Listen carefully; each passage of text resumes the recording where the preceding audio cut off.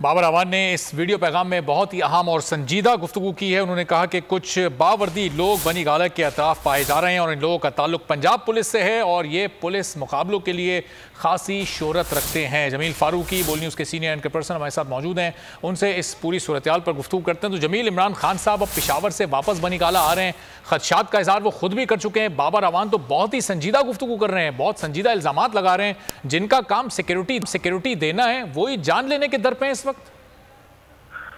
बहुत शुक्रिया अरबाब।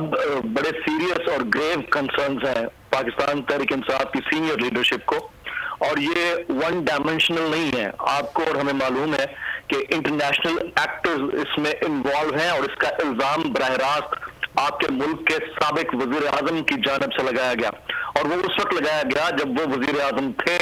तो international actors one dimension, second dimension is your internal facilitators and third is the government.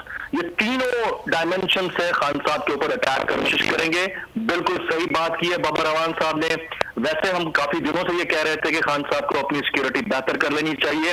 अगर Punjab police की या पाकिस्तान की पुलिस फोर्स में जो भी इस वक्त स्टेक होल्डर्स रिस्पॉन्सिबल हैं, उनकी ऐसी कोई नीयत है कि इमरान खान साहब को वो रेस्टिकेट कर लेंगे, उनको हाउस अरेस्ट कर लिया जाएगा या उनको रात की तारीकी में दबाने की कोशिश की जाएगी, तो ये 1990 नहीं है, ये 2022 है। और अगर कोई ये सोच रहा है कि इतनी बड़ी सियासी शख्सियत जिसका एक मैंडेट है और जो ये बात बबांगे फ्लैट के, वो शहबाज शरीफ नहीं है, वो नवाज शरीफ नहीं है, वो परवेज मुशर्रफ नहीं है, वो बेनजीर भुट्टो नहीं है जो मुल्क छोड़ के बाहर गए। आपको अगर कयादत के दरमियान डिफरेंस करना है तो ये देख लें कि एक ऐसा शख्स जिसने इतनी बड़ी साजिश को बेनकाब किया है, वो बांगे दोहर इसी मुल्क के अंदर बैठा है और इसी मुल्क का बाकी रहकर यहीं पर दफन होना चाहता है, तो उस शख्स ने जो कंसर्न जाहिर किए हैं बड़े इंपॉर्टेंट हैं।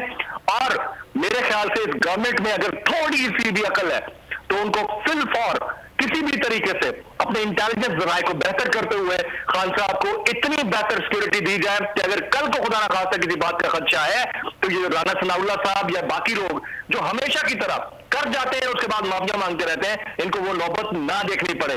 बड़े संगीन दावे हैं बाबर अवान साहब की जानिब से, और मैं आपको बताऊं कि बाबर अवान साहब वो शख्सियत है बगैर सब्सटेंस के नहीं करते हैं। और पाकिस्तान तहरीक इंसाफ की सीनियर लीडरशिप की जानिब से जब इस तरह की बात की गई है तो वो मुल्तान से डायरेक्ट पेशावर गए। उसकी रीजन सिर्फ ये थी कि उनको खदशा था कि उनको गिरफ्तार भी किया जा सकता है, बनी गाला में उनकी सिक्योरिटी दुरुस्त नहीं है, एक इंटरनेशनल एक्टर्स हैं, पाकिस्तान के इंटरनल फैसिलिटेटर्स हैं और गवर्नमेंट है, सब ने उनको हेड ऑन ले रखा है। वो पब्लिक में निकलते हुए 10 दफा उनको सोचना पड़ता है। तो मेरे ख्याल में this is high time for Pakistan armed forces as well.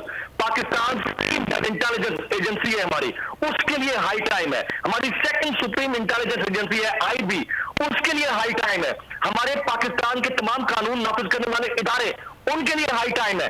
Pakistan की सुप्रीम कोर्ट मुअज़्ज़िज़ अदलिया के लिए हाई टाइम है कि आपको अगर आज से 4 दिन या आज से 48 घंटे के बाद किसी बात के ऊपर अगर रिग्रेट हो तो उससे बेहतर है कि आप मुल्क के साबिक वज़ीर आज़म और इस वक्त के सबसे इंपॉर्टेंट और इस वक्त के सबसे पॉपुलर तरीन सियासी शख्सियत, उनको आप सिक्योरिटी मुहैया करें और उनको इतनी सिक्योरिटी मुहैया करें कि उनके जो कंसर्न है या तहफ़्फ़ुज़ात है उनका खात्मा हो सके।